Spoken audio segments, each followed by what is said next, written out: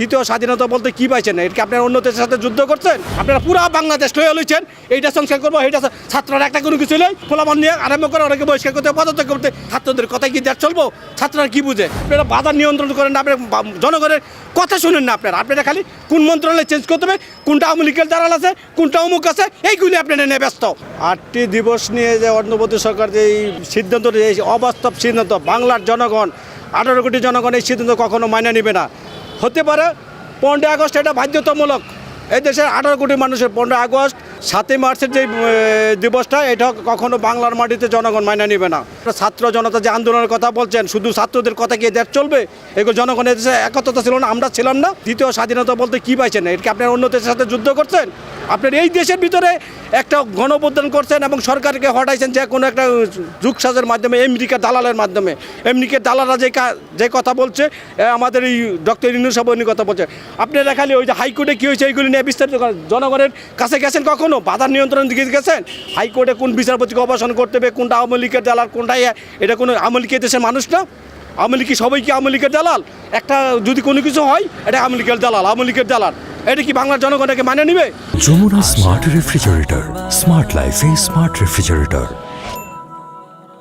7ই March বাসর, এটা তো আন্তর্জাতিকভাবে স্বীকৃতি এবং বাংলাদেশের প্রত্যেকটা মানুষ এটা মান্য নিছে। এখন আপনারা বলেন এইটাও বাদ দিবেন, এটা কি মগের মুল্লুক? এটা মগের মুলুক না, এই দেশের জনগণ এটা কখনো মান্য নিবে না। আপনারা যা খুশি তা করতে পারেন। এখন আওয়ামী লীগ রাজপথে নেই, আওয়ামী লীগ কথাবার্তা বলতে পারে না, শুধু আওয়ামী লীগ নেই, এই দেশের বিএনপি বলেন। আপনারা ছাত্রছাত্রীদেরকে একটা হুজুক একটা বলে দিচ্ছেন, ঠিক আছে, তুই রাজাকার একটা কথা রব উড়াইছেন, ছাত্রছাত্রীদের মজক দুলাই দিয়ে আপনারা একটা পায়ে আলাইছেন। এটা হয় না, এখন সময় বুঝবে। ভাই এই চেয়ারটা হলো বহুত খারাপ জিনিস। যখন এই চেয়ারে আসবে, ছাত্রছাত্রীরা বলছে এই দেশে বৈষম্য থাকবে। এখন বৈষম্য বলতে বাংলাদেশে বিন্দু পরিমাণ আছে? বৈষম্য বলতে প্রত্যেকটা মানুষের সমান অধিকার থাকবে। এখন বৈষম্য কোথায়? একটা লোক যদি অ্যারেস্ট হয়, আপনার থানা কোর্টে গেলে আপনি ডিম মারেন, অমুক করেন, এটা কি বৈষম্য? এটা বাজার যান, যে কোনো আগে বলছে হলো এই চান্দাবাজি থাকবে না, দুর্নীতিতে কোনো কিছু থাকবে না। এখন প্রত্যেক জায়গায় চান্দাবাজি, তাই কারা করতেছে? এখন বৈষম্য কোথায়? ছাত্রদের এখন জিজ্ঞেস করে না, এখন বৈষম্যরা প্রতিরোধ করে কারা? বৈষম্য কই? বাংলার মাটিতে আছে বৈষম্য? দেখেন আপনি কোন সেক্টরটা বৈষম্য আছে আপনার দেখেন। ছাত্রছাত্রীদেরকে মগজ ধুলাই করে বলছে এই দেশের মানুষের মধ্যে কোনো বৈষম্য থাকবে না। এখন বৈষম্যটা তো প্রত্যেকের ঘরে ঘরে বৈষম্য, যে যেমন ইচ্ছা করতেছে, যে তারা পড়তে মারতেছে, যে তারা কাটতেছে। এখন বৈষম্য কোথায়?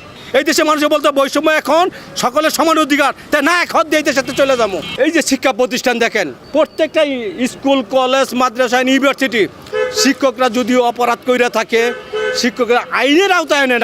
আপনি নিজের হাতে আইন তুলে নিচ্ছেন, আপনাকে শিক্ষকের জুতার মালা দিচ্ছেন, আপনাকে শিক্ষকের গাড় ধরে বাগ করতেছেন, জোর করে সাইন করাইতেছেন। এটা কোথায়? এটা কি মগের মুলুক এই দেশটা? আজকাল শিক্ষকের যে অভিশাপ কম মনে থেকে আছে, শিক্ষকরা যদি লেখাপড়া এখনো মনে থেকে একটা অভিশাপ দেয়, এই ছাত্র জীবন ধ্বংস।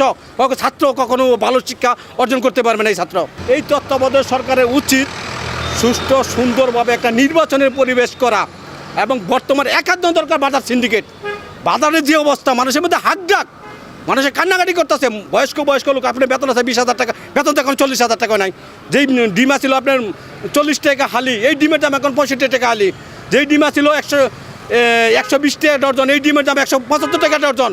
আপনি জনগণের কাছে যান, আপনি নির্বাচনের একটা পরিবেশ করেন। জনগণের কাছে গিয়া কীভাবে নির্বাচনটা করতে হবে, মানুষের মধ্যে যে কষ্ট, আপনারা বাধার নিয়ন্ত্রণ করেন না, আপনার জনগণের কথা শুনেন না। আপনারা খালি কোন মন্ত্রণালয় চেঞ্জ করতে হবে, কোনটা আওয়ামী লীগের দালাল আছে, কোনটা অমুক আছে, এইগুলি আপনারা নিয়ে ব্যস্ত। আপনি জনগণের কাছে যান, জনগণ দেখেন কী চাই। জনগণ তো বর্তমানে অনেক হাকডাক। যার বেতন ছিল 20,000 টাকার, বেতন তো 40,000 টাকা হয় নাই। ও বাজারে গেতে যে জিনিস কিনছে 10 টাকা দিয়ে, জিনিস আমরা 20 টাকাতে কিনতে হইতেছে। ও তো অনেক অবস্থা খারাপ। ওর সংসার কীভাবে চালাবে, ঘর ভাড়া কীভাবে, স্কুলের বেতন দিবে, ওই যাতায়াত ভাড়া কোথায় থেকে আসবে না টাকা? আপনারা এইগুলি নিয়ন্ত্রণ করেন। আপনারা পুরো বাংলাদেশ লয়ে লইছেন, এইটা সংস্কার করবো, এইটা ছাত্ররা একটা কোনো কিছু নেই, গিয়ে 20-50 জন, 100, 200, 300 ফলাফল নিয়ে আরম্ভ করে অনেকে বহিষ্কার করতে, পদত্যাগ করতে করেন। আপনি আইনের মাধ্যমে করেন। ছাত্রদের কথাই কি দেশ চলবো? ছাত্ররা কি বুঝে? আপনি বুঝেন?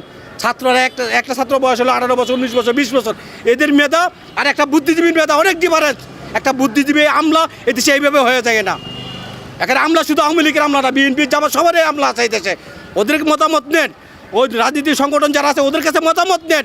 দেশ কীভাবে কন্ট্রোল করতে পারবেন, দেশের নির্বাচন কীভাবে হবে, জনগণ কীভাবে ভালো থাকতে পারে। আমরা চাই সাধারণ পাবলিক আম জনতা দেশটা শান্তিতে হোক, কোনো উশৃঙ্খলা থাকবে না, মারামারি থাকবে না, কাটাকাটি থাকবে না, কারোর উপর জুলুম হবে না, সবাই সম্মিলিতভাবে আমরা একত্রভাবে থাকি।